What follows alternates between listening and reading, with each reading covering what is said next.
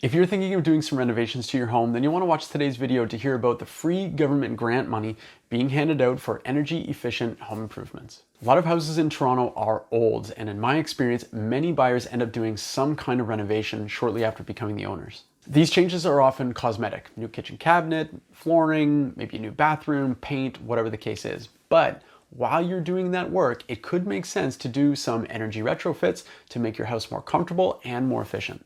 And the Canadian government is giving up to $5,600 in reimbursements to those who take on the project of improving their home's energy efficiency. There are 4 requirements. You have to own a home, makes sense.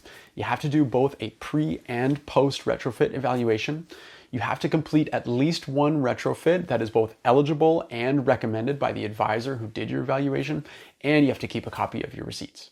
There's a bunch of retrofits that are eligible, but the ones on the list that I think are most common would be improving your home's insulation, replacing windows and doors, and upgrading your home's heating mechanics.